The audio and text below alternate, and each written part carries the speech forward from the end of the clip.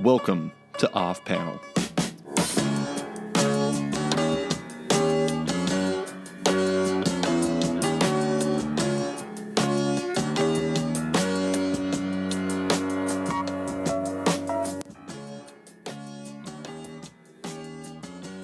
Welcome to Off Panel. I'm your host, David Harper, and this week's guest is the man behind Comichron, somehow making his first appearance on the show this far into it.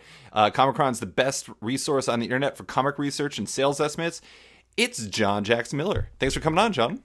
Howdy, I'm glad to be here. So this podcast will be running in November, which is a big month for you. For listeners that don't know, John has been in the business for 25 years. The beginning of your 25th year is this November. That's right. Right, John? Yeah, it'll be the start of it. Yeah, I showed up on the doorstep of Krause Publications in the snowy depths of early November, actually late November, in '93 to take over Comics Retailer magazine, which had just gone through its second editor over the course of, I think, 19 issues, 20 issues by that point. Mm-hmm. I had been airlifted in almost literally in order to take that over. And thankfully, I had been rescued from running a line of trade magazines for the lumber industry. And I have to tell you that I don't know what you've heard about the lumber industry, but it's really not as glamorous and exciting as all of that. So I have really high thoughts of the lumber industry, so I don't appreciate that slander coming on my podcast. Wow, I could do an entire, I'm kidding. I'm kidding.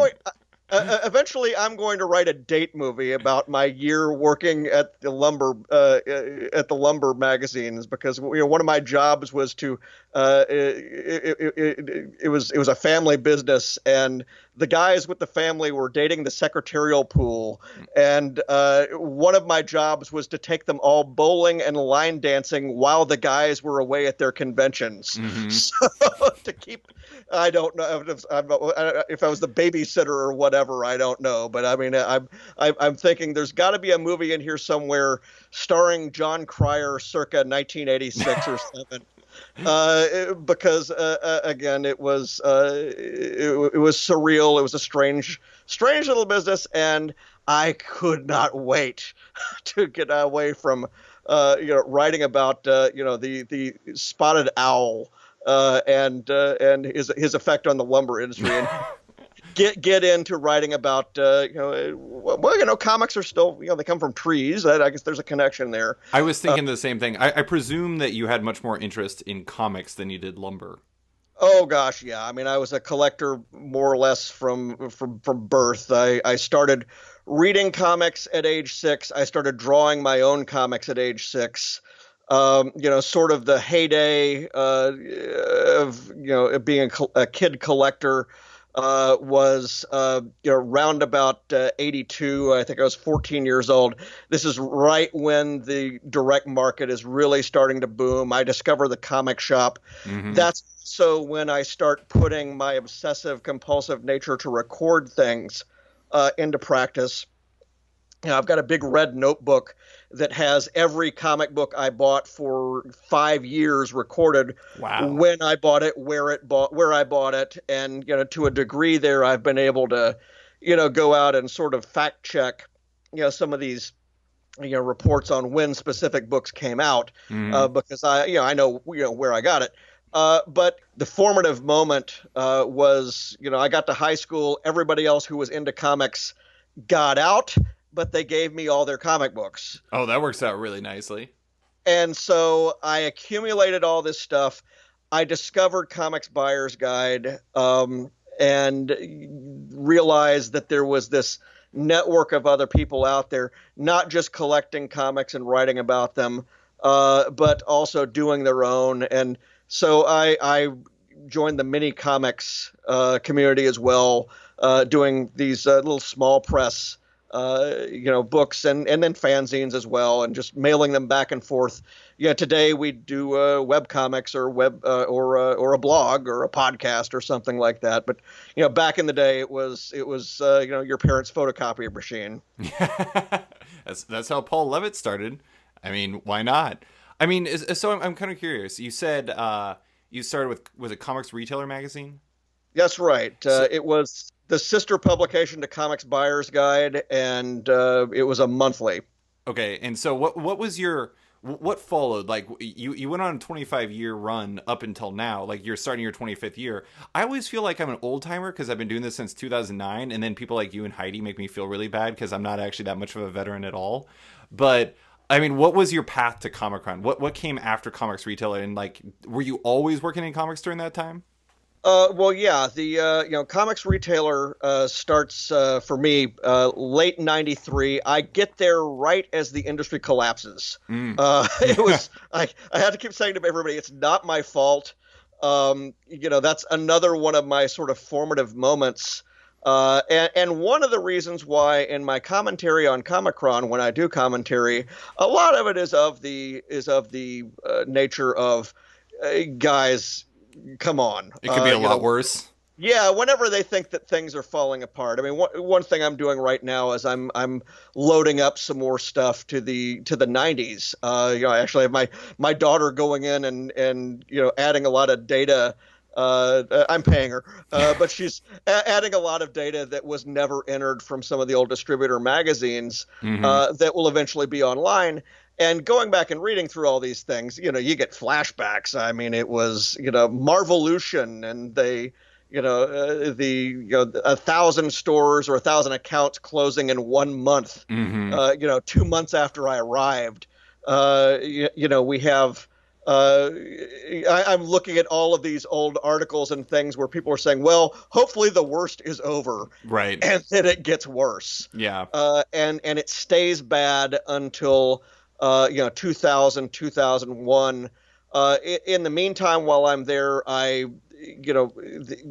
we changed Comics Retailer magazine to Comics and Games Retailer because we realized very early that, like a lot of the stores, magic cards were keeping places open and Right. keeping stores open. So that led to my also running Scry magazine, which was the card game magazine. I remember that magazine. Oh yeah, that was one of the most complicated things I've ever had to do because I'm writing about all these games and I have no idea how many of them are played. Yeah. And so, when we got it, the magazine was running 48 pages of Japanese Pokemon translations. Yeah, seriously, and it still it was a big deal, big purchase. We ended up, I think the first issue we sold like 150,000 copies. It was nuts. Hmm. But I remember the founder of the company, Chet Krause, wandered around one day and said, "I have no idea what this is or why we bought it," but it was absolutely something to get. And so I end up running the comics and games division of the company. I really began to phase out of the magazine side and work on books with the standard catalog of comic books. That involves doing a database with the people that do comic base. Hmm. And one of the things that I'm able to add to that, and that has been going on in all this time, is sales figures. And I know that Comichron is probably mostly known for the diamond sales numbers, which I started doing in the fall of 1996 as an attempt to reunify basically the sales that had been, previously you had been able to get all your comics at one distributor, but during the distribution wars, it ends up breaking up so that there's a period where only Marvel books you can only get from Heroes World, kitchen sink books you can only get at Capital City, DC has Image, et cetera, et cetera. All this is going on. And there's a good period there where there's absolutely no way to build a credible list of what the top 5 books are. Yeah. And Wait, really quick. I just want to explain for listeners that don't know, the distributor wars was this time during the '90s where basically Marvel splintered off, became part. They decided that they were going to release their comics strictly through their own distributor, Heroes World, and every publisher kind of like aligned with like a different distributor. And eventually it all played out. So Diamond was the only one that survived, which is why Diamond is still the one who's, distributing comics. Sorry, I just want to give a quick yada No, yada yada. that's absolutely. Again, these are like tales from the war. We don't know who remembers these things, but I remember saying at a panel with all of these people present in I think '95. There was a period there where there were so many college kids signing exclusive contracts. I'd never seen anything like that since the NBA draft. Yeah. It really was, everybody was choosing up sides. And again, as you said, it ended up reunifying with Diamond. But before that, I had worked out a way to actually begin doing it again, the numbers. And I continued to do it in the magazine alongside what we had already been doing, which was a bit of a sell-through kind of a thing. Ooh. Where retailers would send us, cards saying how many copies of this or that or whatever they had sold. I'm always amused whenever anybody comes up with one of these, programs as if it's the first time, because it wasn't even the first time when I did it. Right. They were doing that back in the Comics Reader. Speaking of Paul Levitz, but I think it was after his time. But where retailers would say, "Here's how many we sold," and then we average it all together. I just continued to do this even when I was no longer really working on the comics magazines. Once I start writing comics, moonlighting, I'm no longer writing for the magazines at all, except for a monthly analysis column of various other parts of the business. But I still continued to do the numbers. And then when I left the company to write full time, because I was writing for Star Wars comics and later on novels and Star Trek novels and various other things, for some reason I just continued to do the math. Mm-hmm. And I think one of the reasons that I do it is psychological. Unlike when you're writing fiction, to have that sort of moment there every month where the job is complicated, but when you've done it right. Right. And it's the numbers when the numbers work, you've done it right. And that's really sort of my only holdover from the monthly deadline days. Is that I've continued to wherever I happen to be. I mean, this last month I was in a hotel room in New York City, doing the work for the month of September. Wait, was it? Oh yeah, I guess it would have been September. My bad. Yeah, it was September numbers, and I've just gotten used to doing it in various other places. Again, while Comichron is known, I think probably more for the monthly numbers, I also have many other data sets that I've got. Probably the one people know the most about is the Statement of Ownership database, which in the backs of all the comics, really in the backs of all magazines of any kind, in the month of October, people have to file these statements with the Postal Service if your magazine ships second class, or what is now periodical class. Right. Basically, it's a document that says, we own this company. We are the ones who have filed for the postal permit. And starting in 1960, they had to say how many copies they were sending, with the purpose of demonstrating to the post office, we're not sending junk mail. Mm-hmm. We're using this rate because people have requested these publications, or they're paying for these publications. And so they would have to report how many copies they sold. These things would wind up jammed in letters pages and wherever the publishers could put them, usually on text pages. But I mean, some of them, Dennis the Menace, the faucet company, would actually put they would photocopy the Postal Service form, shrink it down to the size of a comic book panel, and run it in place of a page. Oh my God. Comic book panel on a page. I have had over the years, I have now gotten 3,900 or so of a suspected 4,000 or thereabouts of these things. And I've gotten everyone that can be gotten online. I've gotten everyone that is in any collection within 100-mile radius. I've had people send things to me if they specialize in certain things. I had to have somebody look at the actual printing plates for the My God. Charlton books because the Charlton printing was so crappy, you can't tell from scans. That's amazing. Or even in some cases, the physical copies, what the numbers were. And this is presuming whether Charlton was telling the truth anyway, but that's another whole story. But this is another set because this is something where a select group of publishers had to say, hey, under penalty of law, here's everything we're selling, not just what's going through Diamond. Right. And that's one of the other data sets that I've been building. That's a scavenger hunt. That's amazing. That's what we called it in the beginning. Yeah. So at what point was like the mothership of Comichron born? Like it sounds like you've basically been doing this and like it's like you've been tracking comics for your entire life. I don't want to call this your life's work, but at the same time it's like it's always been something that's fascinated you, which sounds like why you do it. But when did Comichron itself, when was it born? The 10th anniversary for it was this past March. So it was 2007. I launched it the week after I quit Krause Publications, and again the notion was that there would be no interruption. I wasn't. I was already turning my stuff in more or less remotely to Comics Buyer's Guide anyway, to run in their pages or in Comics Retailer. And when the Retailer magazine folded, they stopped running the data, but I was still doing it. And when Comics Buyer's Guide folded, they stopped using the data, but again, I was still going. And so, to an extent, I've kind of felt like that night at the end of Indiana Jones and the Last Crusade.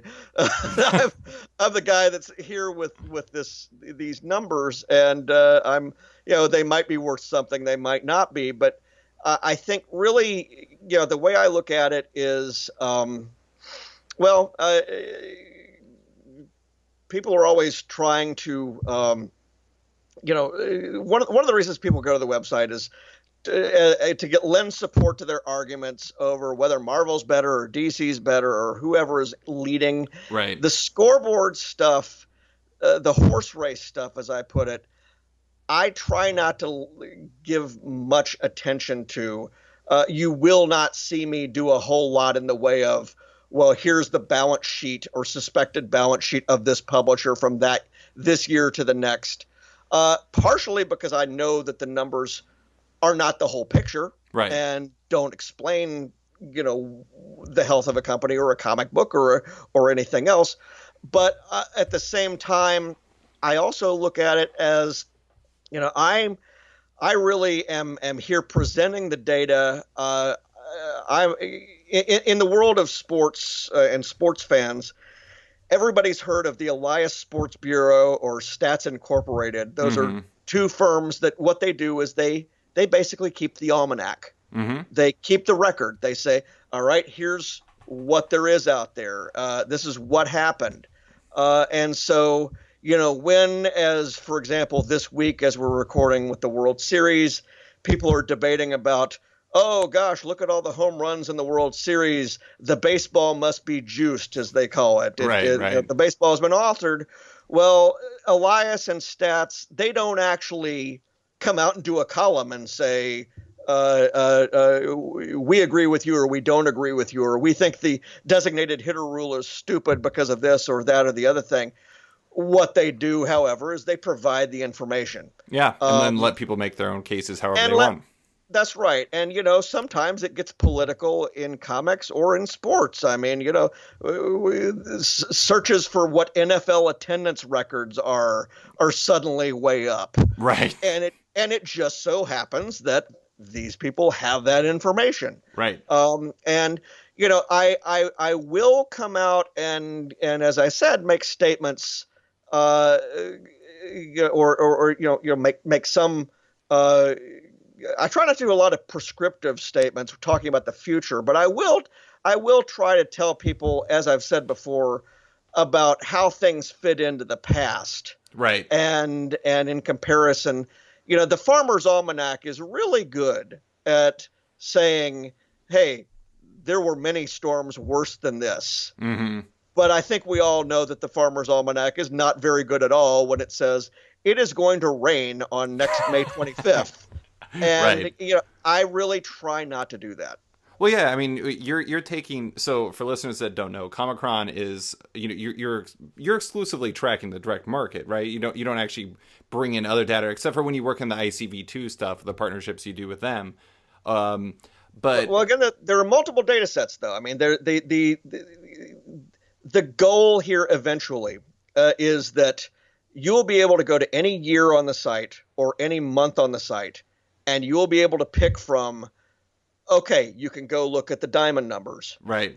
You can go look at the capital city numbers, which I have all of because I saved them from the incinerator, thanks to the staff, providing me this huge box of index cards when that company went under, and thanks to all the time I put in keying those numbers in, I have the statement of ownership numbers, which are another data point.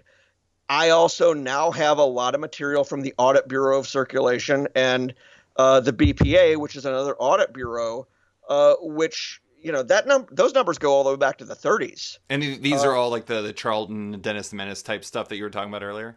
Well, Charlton, Dennis the Menace, they both filed statements of ownership. Okay. But the Audit Bureau,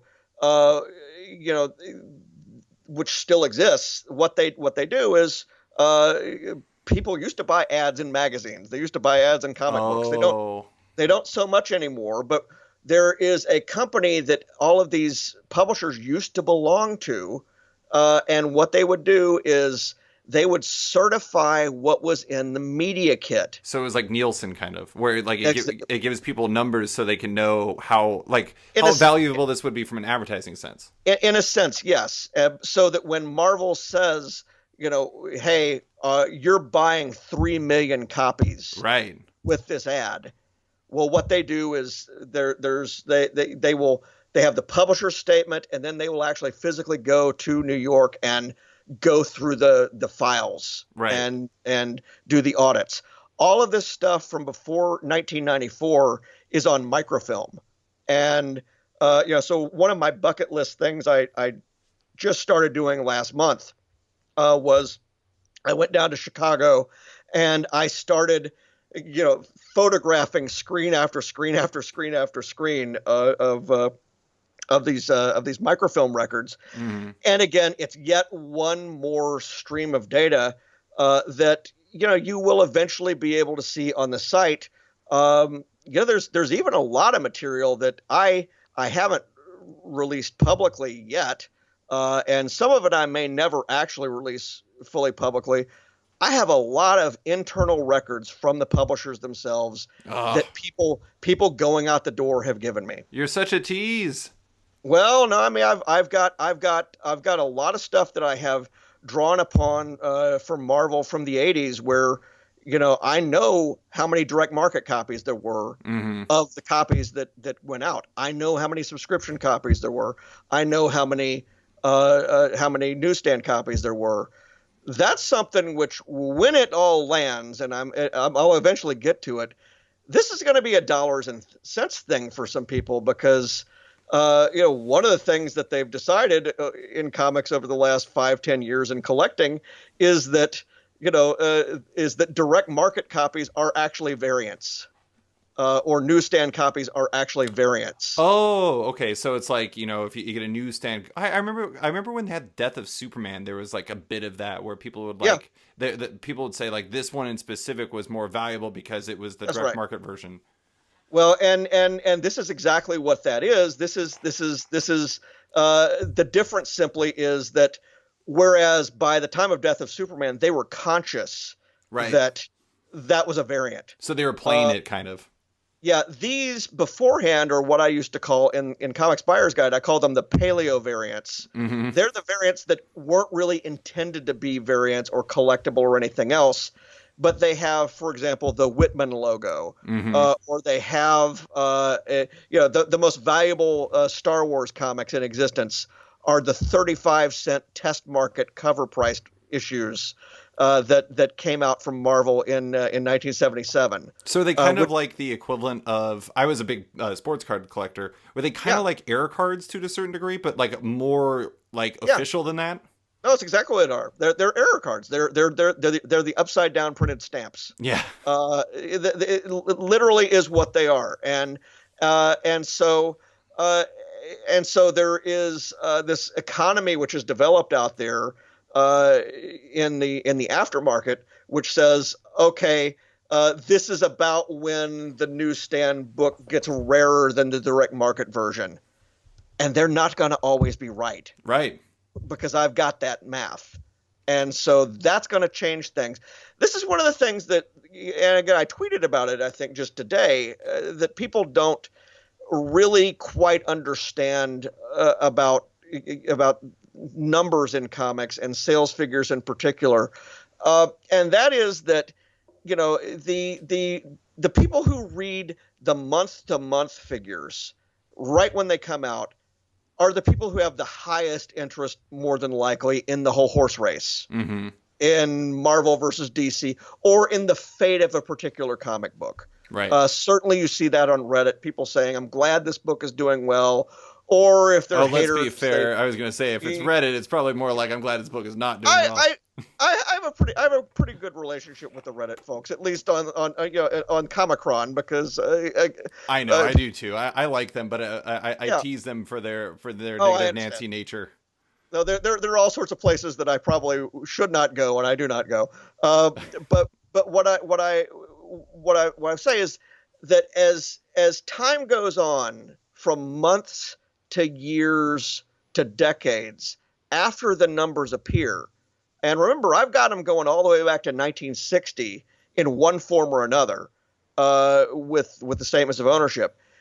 You get a shift in who's reading those pages. And I can see that in my analytics. So it's like the aftermarket people. And it becomes the aftermarket people who want to know how many Walking Dead #1s there were. Right. I think it was like 7,000.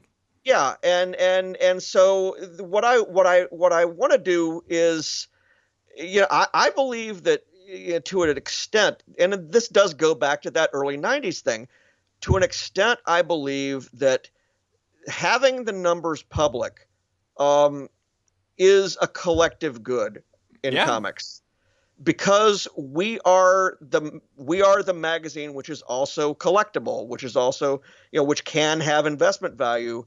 Because of that, information about that about circulation is something which the market is better off having than not. And when did we find that out? The early 1990s, when people were buying skadillions of Valiant comics, thinking they were going to go to college based on selling a big pile of Harbinger #1s that were, for the moment, worth $75 in Wizard. Right. Poor Valiant. I was actually going to specifically reference Turok later.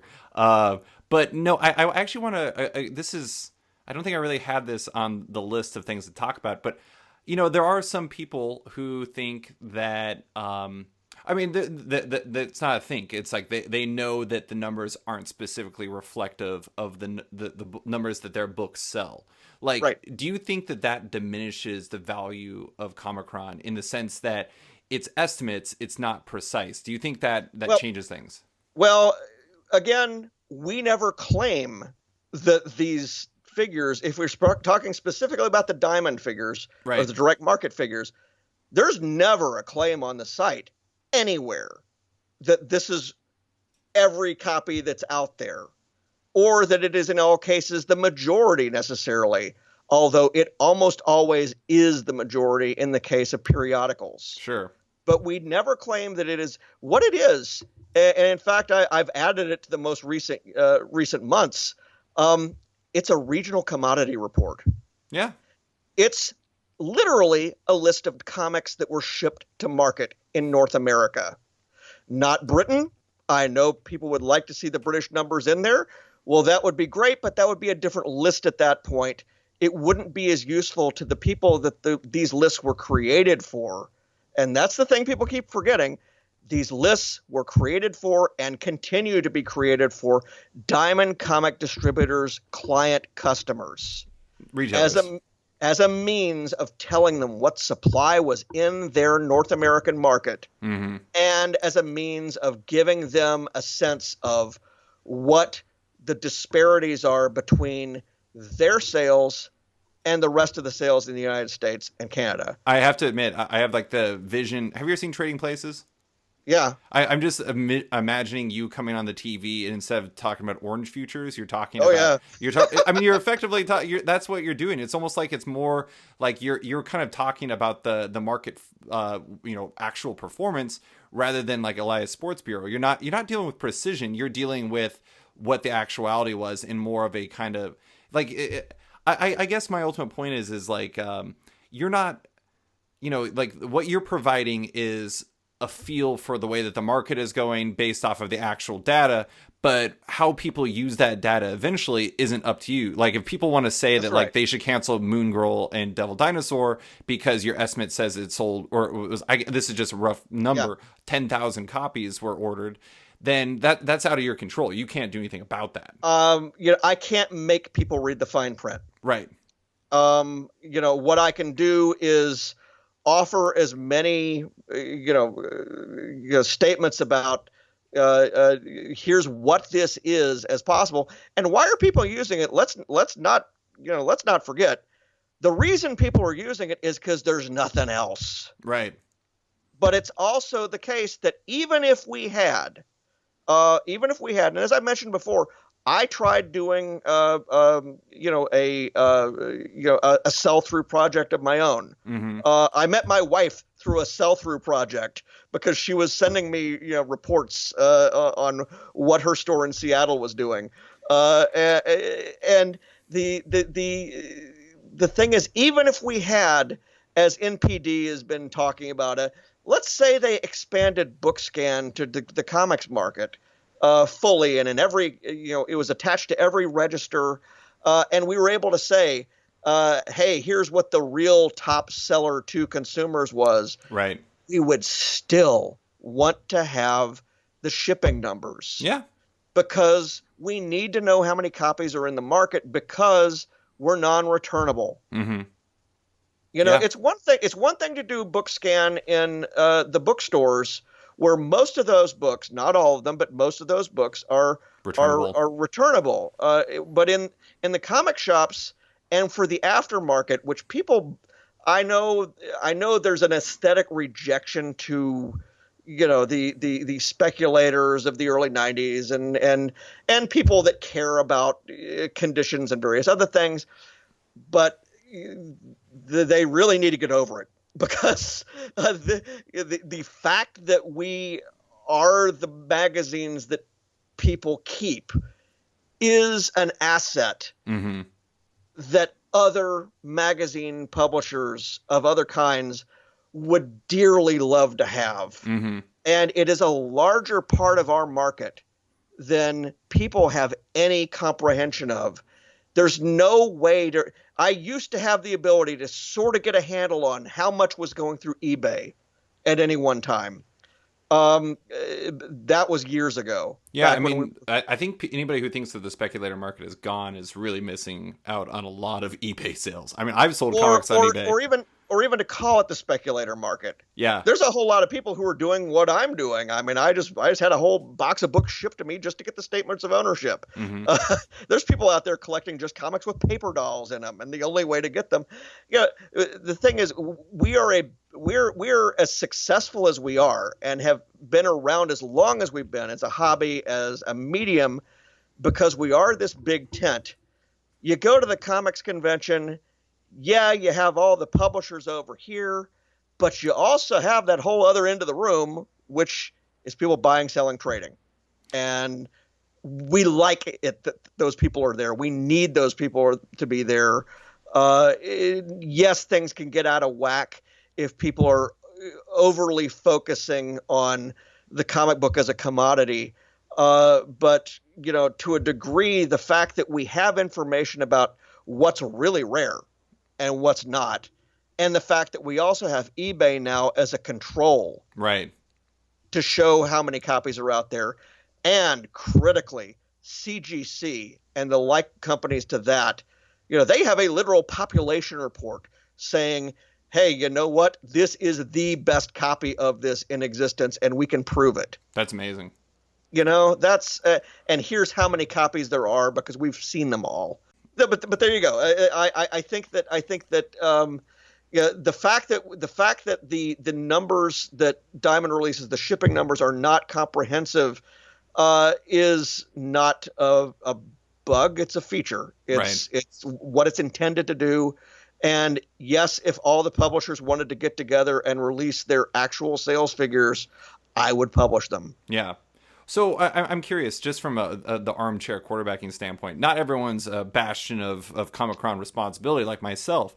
What would you like to see more of from people who use the data you provide? Because I know that I'm sure that there are people with publishers that have been very annoyed with you in the past because people use your data wrong. But what is there a way that you think people could use that data more responsibly besides just reading the fine print? I think headlines are really hard. I have a serious problem myself writing headlines because I know I need to get them into, the space that will actually still fit in a tweet.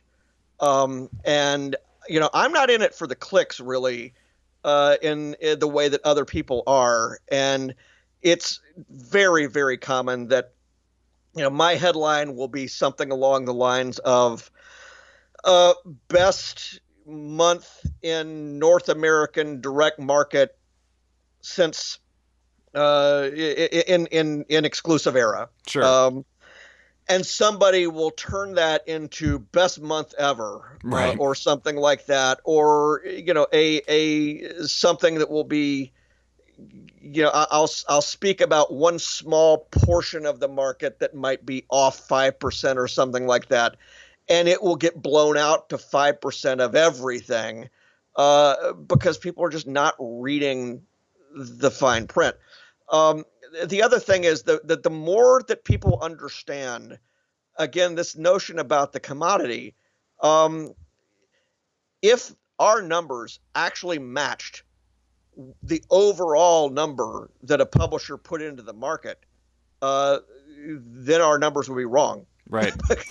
because we already know that a large sector of these sales is outside the direct market.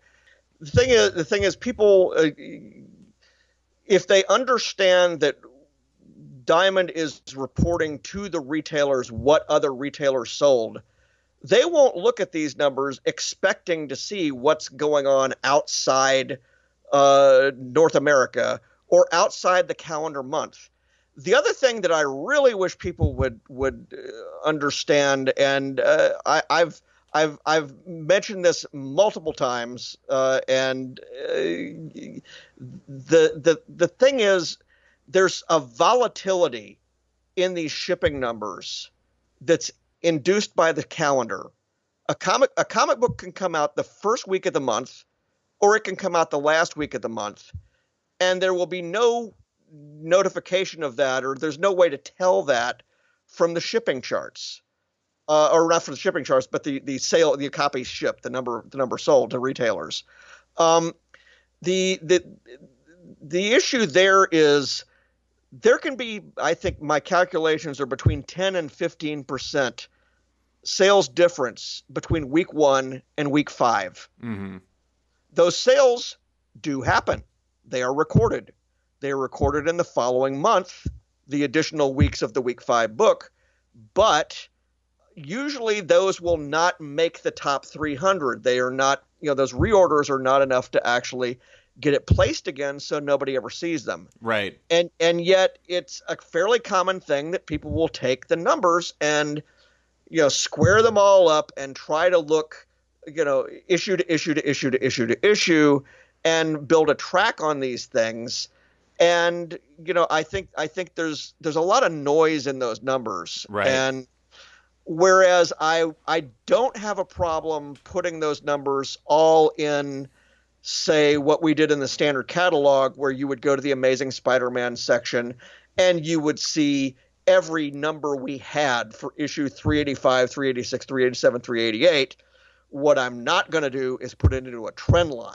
Right. A trend line showing here's how this comic book is doing, especially when you mentioned people worried about a book's cancellation. Right.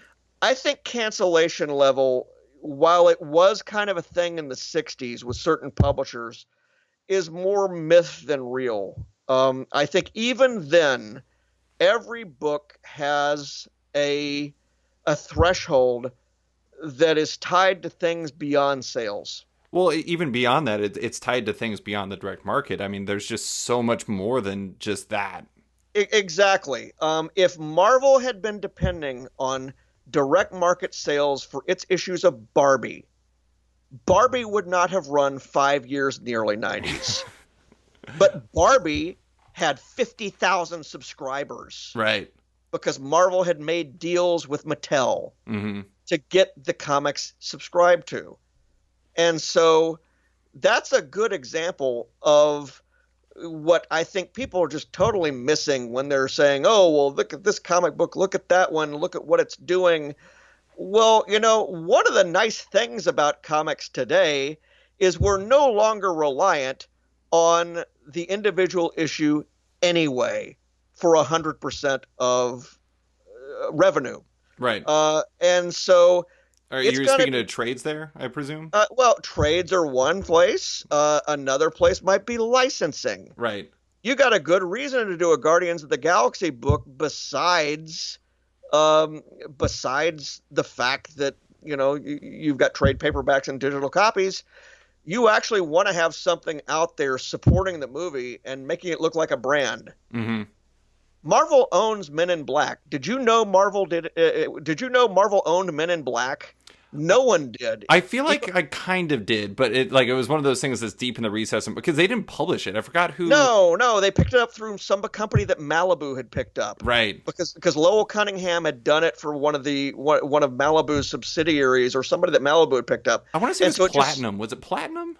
Yeah, it was Platinum. I can't remember for sure, but but when it came out, Marvel did they did an adaptation and that was it. Mm-hmm. And but it probably would have helped the franchise within comics to have tied into it, whether that comic did well or not. Mm-hmm. So again, there are multiple reasons to do these things. And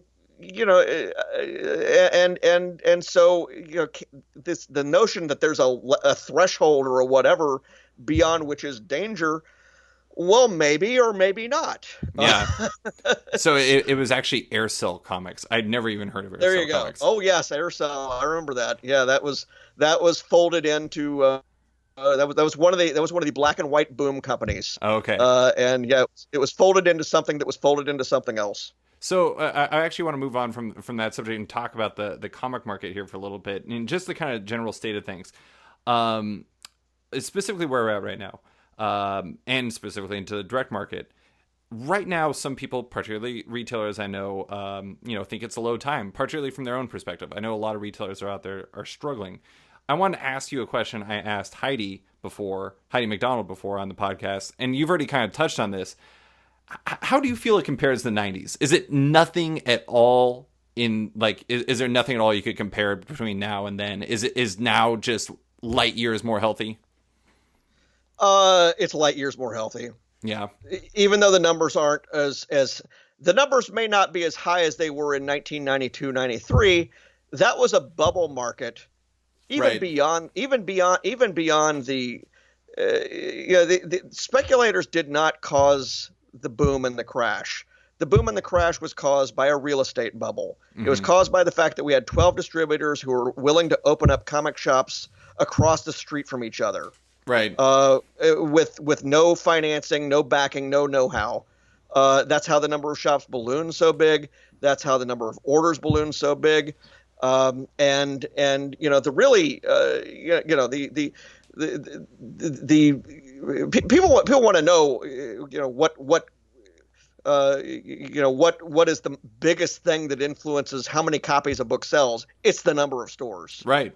And it always has been more than anything else. Although I kind of have a list, I have kind of a pecking order of what I think influences sales more than others, but that's at the very top. And so, what we've got now, we've got something where the comic shops are serving more or less as the focus group for the movie studio, in a sense, if you want to call the publishers movie studios. They've got the early adopters, the people who want to find out what is happening to these characters before anybody else, and who know very well that there might be a movie or a TV show or something involving these characters, and they want to know that they saw this character first. And so those are the people who are willing to pay this premium, and it is a bit of a premium in terms of time and effort to get to the store and get these books, to be there first. And the thing is, that's one part of the market. We have to have that part of the market. We can't do without, because the production. Are you talking about single issues at this point? Yeah, we can't do without because the production method requires serialization. Right. Nobody is paying me the full value of a 6-issue graphic novel or a 120-page graphic novel. Nobody's paying me in advance to go do that beforehand. So basically, you're saying almost like the economics of it would make it very difficult for it to go to like a pure trade / graphic novel market. Look, I mean, 90% of what is in the quote graphic novel unquote section of your Barnes and Noble started serialized. Right. And it came from the comic shops. You got to have the comic shops. Digital is not enough in single issue. The ratio of what it is to print is not enough. The other reason is you want to have the single issues in part because it's a test market to see whether this is worth taking to trade. And secondly, it's advertising and amortizing the project at the same time. Right. Because the book is taking a space on the shelf. It's also advertising to every new person that's there. Here's what's coming. Mm-hmm. It's sort of like saying, hey, all you, since Netflix is doing these streaming series, why don't all you TV producers just do 13-hour movies and don't serialize it? The business model doesn't work that way. Yeah, no, I mean, it is interesting because I think a lot of people forget that the single issues feed the trades and the trades feed this, and it all, there's an ecosystem to comics that people forget about how everything plays together. That's right, and the collectors are in that ecosystem too. Yeah. And so there. Well, I do think it's interesting. I'm not saying that it's exactly one for one, but I think one of the concerns people have is that, we talked about Valiant earlier. I said I was going to reference them. I remember reading somewhere that in the 90s, there was a shop that would make thrones out of extra copies of Turok. And just because they had so many extra copies, they could make these monuments basically with the extra copies. And I feel like some people, that some retailers are finding that they're having to make some really hard choices as to a good example is Marvel's lenticular covers they did for Legacy. Some shops bowed out because they didn't think that there was the actual demand to meet the orders that they would have to get those lenticular covers. And but in that case, the market is speaking. Exactly. At least the micro market is speaking. One size is not necessarily going to fit all stores or all markets, and so really the construction of these programs kind of is evolving to reflect it. One reason why I don't find the variant cover phenomenon this time around as pernicious as it was in the early 90s, when really it came from the sports card market. Right. That's how we got it. All the gimmicks.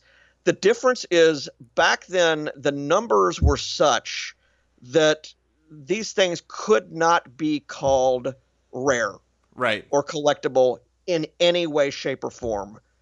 But once you start doing things that are 1 out of every 25 or below that, well, that's directed. That's not hurting you as a regular consumer. You could still get one of the other 25 copies.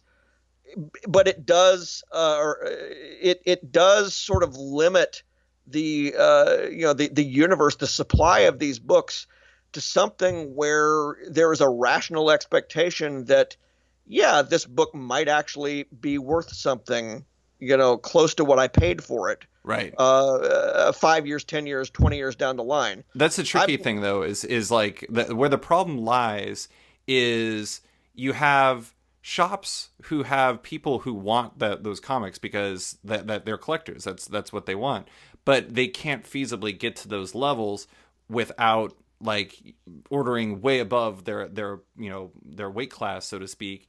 And so what they end up with is unhappy customers because they know this comic exists and they know that their shop can't provide it. It's tricky. It's a very tricky thing that they have there because it's like, publishers are creating products that people actually want, but it's putting retailers into a kind of a quandary, if you will. Well, and I do hear that, and I have seen that commented. This again comes back to what I've been saying, which is that there are 3,000 or however many micro markets here, sure, microclimates within each individual store, and it's what you're discussing there is something which is something that can be designed for, right? And what I can say is that the variant scheme of things is better designed than it was 25 years ago. Yeah. That may not be saying much, but it does not. Well, here's another reason. Another reason we're able to do these this way. Back in the day, you couldn't do a bunch of variant covers and not have the cost be extreme. Right. You had to make 100,000 copies of the newsstand edition or whatever it was. But now with printing the way it is, you can do 20 or 30 custom covers and have that go to just those people who want them. And yeah, you do kind of need to structure your program in a way that allocates or recognizes that this is there are going to be markets where it's going to be harder to meet those minimums. Mm-hmm. I do think, and I wrote this piece about variants, which you thankfully hooked me up with Comic Base for, and one of the things that I came away with is that variants are not inherently bad. They do have value. It's just really a question of how frequently publishers deploy them to the point where they don't lose value and they don't become like this kind of old hat thing that even collectors start to ignore. And I think a lot of it depends on just kind of responsible usage overall by everyone, but also responsible ordering by retailers to make sure that they don't put themselves underwater and put themselves into a position where they become like one of those shops in the 90s. It's a fine balance. It's really tricky. Well, I think if we look around, we will see that there is this sector of a lot of other industries, hobbies, industry or media, or if you want to call it that, but things where there is a physical thing where there might be a collector version of it. Yeah.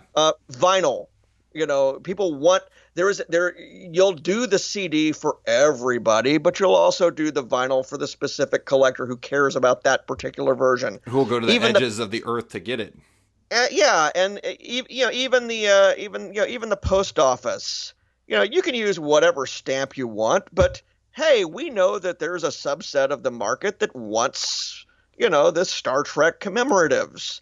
As long as it's structured so that it is not damaging to the other people or the retailers or anybody else in the mix, I see that it's a net good. It does cause problems. You were mentioning Comic Base for the indexers of the world to try to keep track of them all. And I'm so glad that I'm not in the price guide business anymore. I want to actually, like a random thing I want to bring up, another industry. We've talked about sports cards a couple times already. You know what the fascinating thing, I don't know if you're familiar with sports cards anymore. I'm actually friendly. My comic shop also has a sports card section, and I'm friendly with the guy who runs it. And that industry has it's basically if variants were everything at this point. It's all chase cards. Yeah. Like it doesn't even matter that the standard issue, like people those are junk to people. All they care about is the chase cards now. Yeah, that's the stuff that ends up piled up in Walmart. Yeah. The although that was interesting too, because in Walmart the other day I just saw multi-packs of comics appearing again. Yeah. Yeah. Marvel and DC and some smaller publishers, multi-packs in that collectible section. And of course, anybody in the know knows that that stuff there is not actually going to be your rare stuff. But in some cases, if there's a specific newsstand cover that's just in that pack. Mm-hmm. Um, we used to at Comics Buyer's Guide, or actually at Scry rather, we used to produce booklets for those packs that would go to Walmart and Kmart and things like that, where they would get the one rare card Oh yeah. with the 1,600 crappy cards. Oh, I remember. I think I was one of those people who would always buy those magazines hoping to get the one rare card. It was not. Yeah, It never worked out for me. yeah. I actually kind of love that those things are happening at like Target and whatnot, just because I grew up on grab bags and it was one of the ways that I got into comics, and I think that's kind of a cool way to do it. But I want to ask a question about Marvel really quick. Yeah. It's Marvel's been on the tip of everybody's tongue for anybody who talks about like sales and everything like that. If you ask Tom Brevoort, he'd say that Marvel's having a hugely profitable year. If you ask some shops, they'd say Marvel's collapsing, at least in their shops. And if you ask me, I'd say it's a lot more nuanced than either of those. Where do you stand? Like I know that you have said in past in like this year's write-ups that like they're responsible for a lot of the drop off in terms of percentage standpoint, but where do you feel like they stand right now? Well, they were until mid-year, and over the last couple of months, I mean, Marvel is I can't remember what the figure was. I think I had them up 14%. Wow. September over September, September over September, up over themselves, and basically because we're into comparative months where we're fighting against Rebirth. Now DC is down. Right. Now I did some back of the envelope stuff a few weeks ago to try to see whether or not what it would take to get the entire market back ahead this year. I don't think it's going to happen. But again, getting a situation where everybody is going down at once, that is a 1990s situation. Right. This is not that. Right. I don't think Image was ever down this year. Right. There's a couple of publishers. I think Dark Horse is not down for the year. There are others I can think of as well. And the trick is, if it really were a collapse, it would be hitting the number of shops, and the number of shops would be hitting everything. Yeah. It would be all ships. Kind of go back. One of the things that people are always trying to do is they're trying to speculate on the health of this particular publisher or comic book or whatever. Sure. And they're usually trying to tag it on something having to do with content or quality or talent or the characters, and the gender of the characters is the current bugaboo that people talk about, or whatever the thing happens to be. And then they use the data to prove their, or quote unquote prove their point. Is that kind of or something? And what I've said to these sorts of things is, one reason I don't write about that is, as I've said, the data is not really designed, not designed, but what's available is not of a granular enough quality that you can do that. Nor is it broad enough. But more to the point, we have now about 33 years of direct market sales figures, right, that have been come up with in the way that I've been doing them. They're not all online yet. They will be here at the site. But in all that time, we still cannot tell you why a comic book sells. Yeah. I can tell you that if you're looking at two comic books and trying to figure out which one is going to sell better than the other one from anywhere plucked out of history, I would say first you look at the number of shops. That's the most that's the highest, that's the greatest influence. Last month's sales is the next greatest influence. Mm-hmm. There's a major inertia to the market. Once you've actually put in your order, your standing order at the comic shop to have the book pulled and held for you, then probably it will also be pulled and held for you next month. Right. So brand name, that's also huge. Brand name meaning publisher and character? Publisher. Okay. Again, to take a personal example, when Star Wars went to Marvel from Dark Horse, I written close to 100 Star Wars comics. The sales went up by more than a factor of 10, Yeah. close to a factor of 15. The books, I like the new stuff. I love the people working on them. It's hard to say that any book is 10 times better than another book, especially when it's something you wrote yourself. Right, right. What you have is you have the power of the brand name, the power of the proven success record established in particular stores or in particular channels. So the brand name is important. Price Right. in any other field, price would be the major thing saying whether a comic's going to go up in sales or go down in sales, or a product is going to go up because you raise the prices. In comics, sometimes price is a factor, sometimes it's not. But again, that's something you would look at all of those things before you get to who's in the book, who wrote the book, what happened in the book. It sounds terrible. It sounds terrible. And the fact is, I don't want to say that sales are completely divorced from quality. It's not.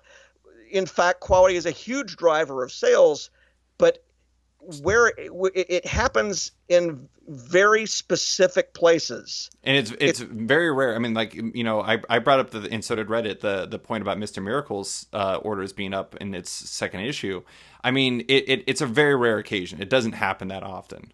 There's only enough bandwidth for word of mouth, right? Even in the internet era, for a certain number of things. Retailers can't keep track of it all. Mm-hmm. And so it's sort of like people saying, well, this is the golden era of television right now, but these wonderful series are will be having their series finales, and you've just now heard of it. And it's because you only really can pay attention to about 20 or 25 series at once. Yeah. The big problem retailers are having right now, I would say, and this is a consequence of how the sales curve has flattened over the years, and you have less mass market hits and more niche hits.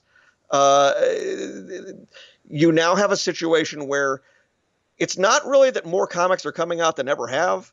That's not the case. But for the retailer, more comics that they have to care about are so coming it's like out. They can't just categorically say out of hand this, like the three, you use the example of like the 300th comic is higher or lower as a potential bellwether for where the industry is going. And it's much higher. Yeah. And so it's like, it's not that there's more comics. It's just that the depth of worthy, or not worthy, but the depth of comics that are interesting to a retailer is greater than ever. Well, it's how much easier is it to sell 500,000 comics printed for one, title? Mm-hmm. How much harder is it to sell 5,000 copies of 100 titles? Right. Yeah, that's interesting. And that's what retailers are being forced to do. Joe Field has mentioned this as well. That's the problem.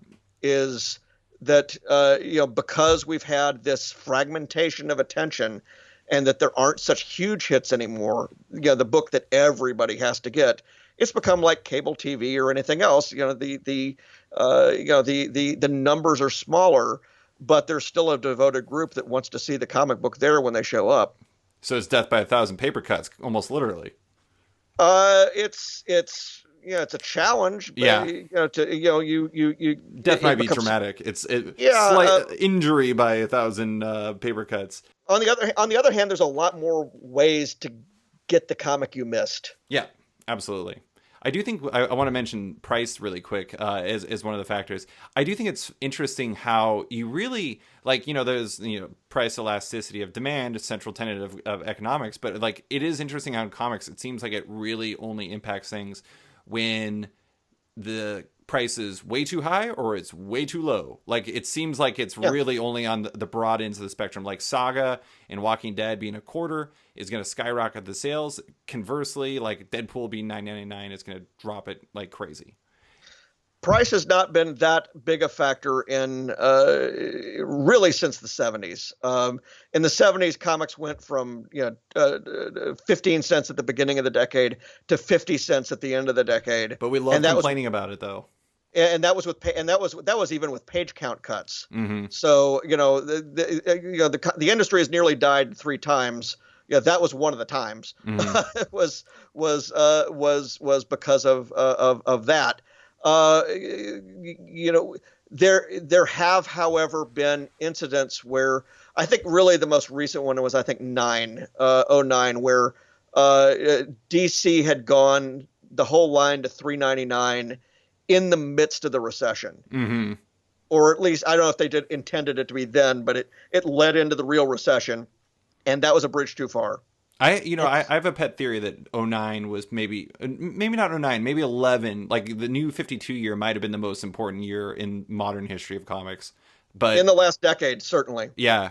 In the last decade, we have been sort of in the after effect of the new 52 boom in 11 ever since. And what has really happened, and I've written about this quite a lot as well, we would not really be necessarily thinking of this year as being so much of a down year, or last year would not have been a flat year at all if it hadn't been for Star Wars going to Marvel. Right.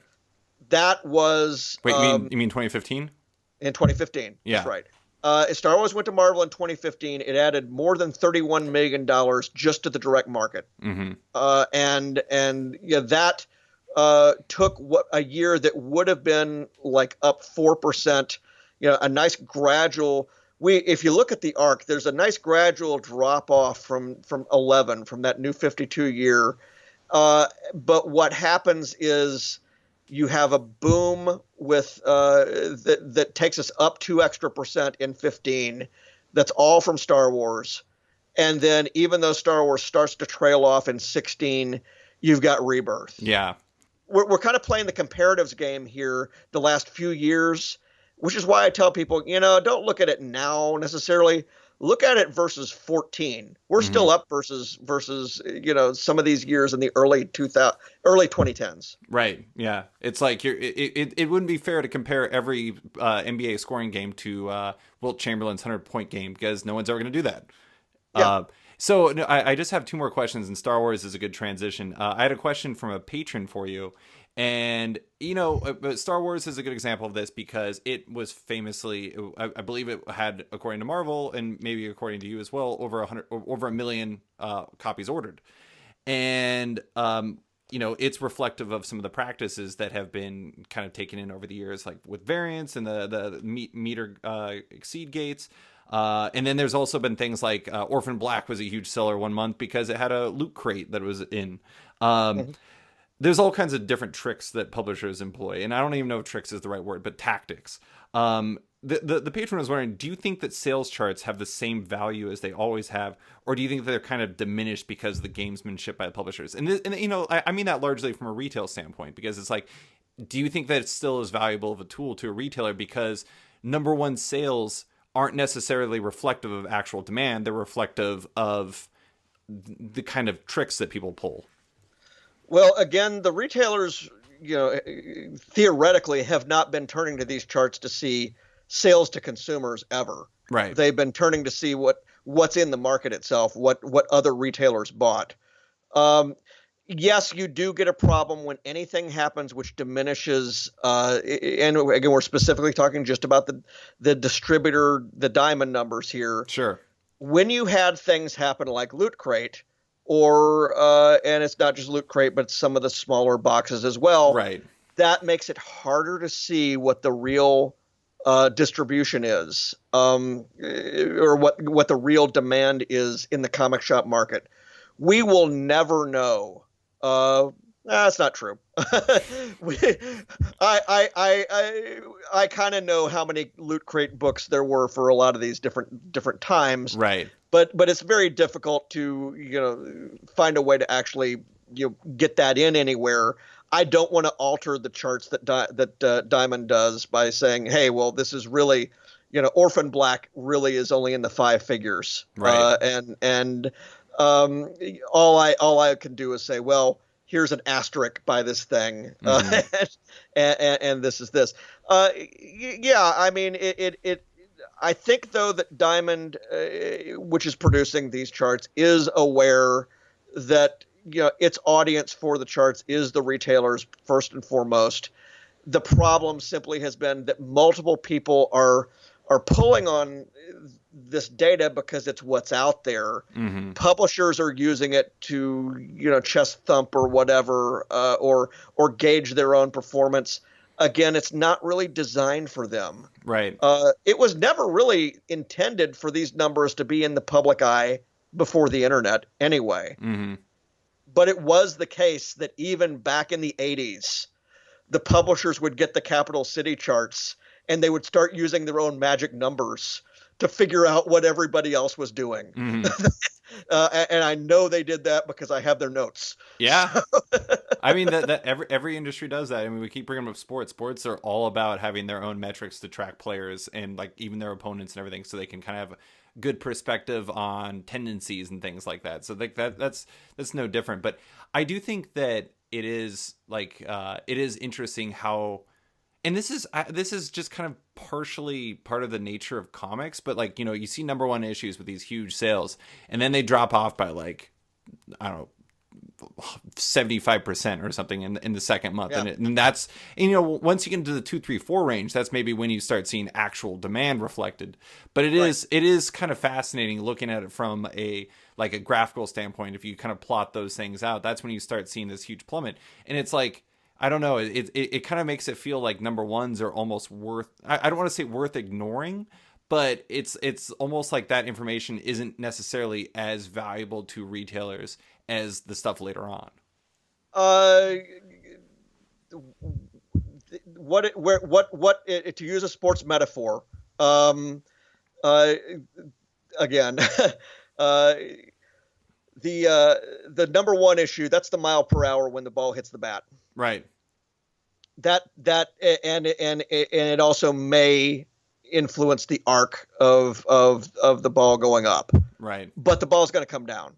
Right. Now, one of the things that has always been one of my, favored things is I strongly have believed that at least for the longest running titles out there, there's a value in the legacy numbering.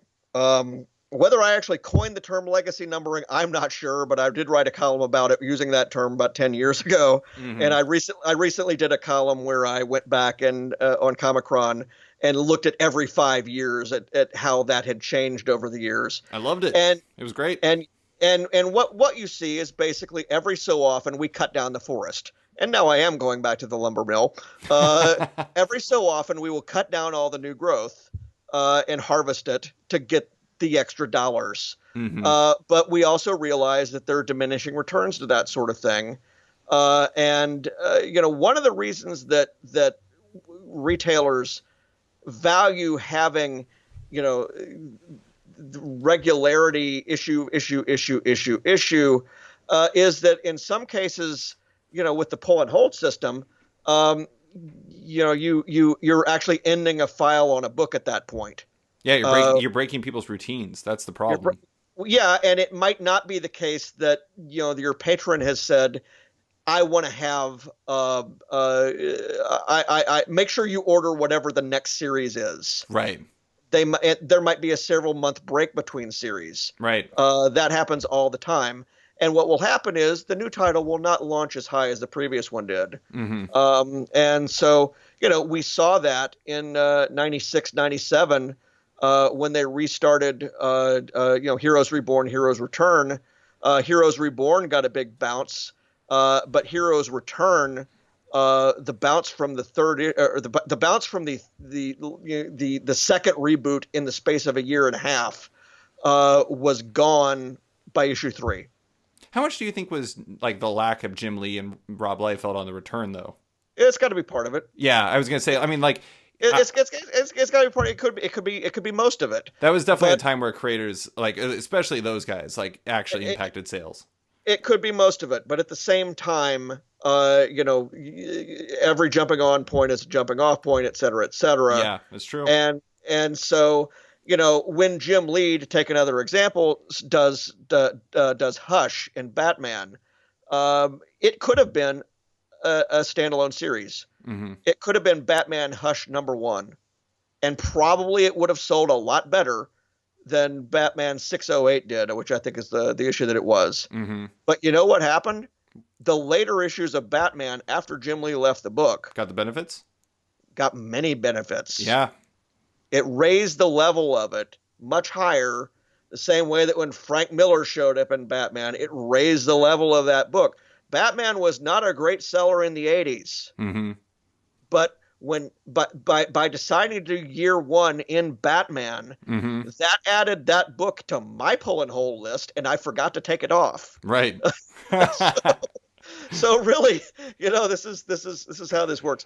Anyway, I think probably too much about these things. I have a whole big theory about how comics publishing is like television broadcasting in the relationship between the networks and the affiliates, the comics publishers and the comic shops.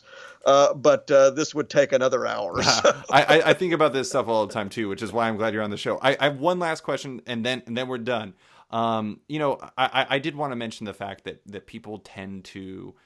This might be partially just a societal thing at this point, but people tend to throw down like doom and gloom type vibes when it comes to comics all the time, and quite often it's people use the sales data to reflect it.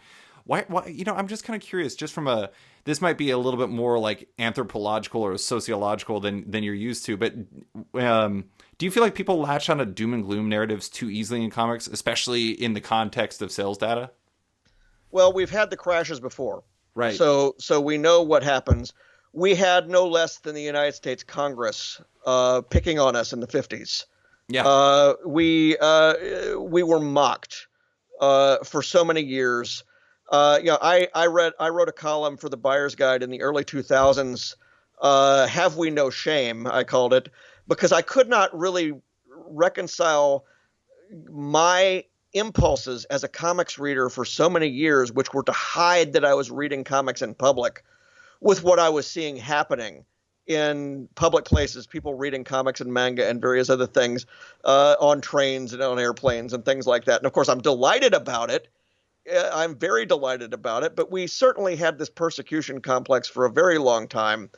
We've also had within the comics, because of the Marvel DC thing, and also the mainstream versus alternative or mainstream versus Fantagraphics or whatever it is, dynamic, there's always been this sense that we want our kind of comics to win and we want the other kind of comics to fail, not realizing that, guys, this works because we're all in this together. We got 500 different comic books coming out a month. And really, seriously, a lot of the things that people are arguing about today are really only impacting a handful of comics that if you can't find what you're looking for in the other 485, you're picking something to argue about. Yeah. But that's okay, because the only thing in comics people like more than reading them is arguing about them. That is a perfect place to end it, John. Thank you so much for coming on. I really appreciate you taking the time to chat about, your world. I appreciate it. Just a couple of plugs from my world. Obviously, the website is Comichron.com. I'm going to be getting increasingly more stuff on there in the near future, including hopefully pretty soon that statement of ownership data. Yeah, on the creative side here, I have comic books coming out this fall. I'm in the current Halo series from Dark Horse, Halo: The Rise of Atriox. I have a Star Wars hardcover coming out in December, tying in with The Last Jedi. It's called Canto Bight. It takes place on one of the planets that we see in that movie. That's coming out from Random House. And then I have some Star Wars comics coming out again. First time in 5 years for me in Star Wars comics, but those will be coming out from IDW as part of Star Wars Adventures. Awesome. Thank you so much once again. And everyone, check out Comichron and all of his books. I recommend checking out Knights of the Old Republic if you get the chance. Now in print again, apparently. Thanks for listening to this week's episode of Off Panel with Comichron's John Jackson Miller. You can find him on Twitter at JJMFaraway, on his website at Comichron.com, and on Comichron's Twitter at Comichron. If you're a fan of the show, there's some big news. Off Panel now has a Patreon. If you like the show and want to support it, consider backing it on Patreon at patreon.com/offpanel. There are fun rewards and insider information you can get if you do. Big thanks to all my existing patrons, including Henning Allers, Nick Hall, Bruno Batista, Abraham Reisman, Adrian Diaz, Bobby Angus, Bjorn Basin, Darren Neely, John Hendrick, Steve Anderson, Michael Perlman, Phil Nall, Ian Maxfield, Cliff Chang, Benjamin Schipper, Colin McMahon, Chris Palmer, Maxwell Schmidt, Dan Lee, Scott McGovern, Nathan Fairbairn, Kat McKenzie, Lou Iovino, Christopher Carter, Nicholas Kesslake, Brian Dickerson, Greg Rucka, Ryan Mayle, Adam Highfill, Nicholas Gardner, Andrew Corrigan, Fiona Staples, Chris Morris, Johan Borander, Krista Hallren, Mark Abbott, Matt Battaglia, Mike Murphy, Michael Shirley, Tom Barnett, Jim DiMonacos, Norbert, Nick Lowe, James Kaplan, and Mission Comics and Art in San Francisco. You guys are all the best. Don't forget to like the show on Facebook at /sketch, that's SKTCHD. Follow it on Twitter at @sketchcomic, or follow me at @slicefriedgold. Want more from Off Panel? Subscribe on iTunes or Stitcher and give the show a rating or review while you're at it. A quick thanks to the band Wolfpack, whose excellent track Outro from their album Volmilch opens and closes the show now. Give them a listen as they're totally rad. Thanks for listening, and tune in next week for another episode.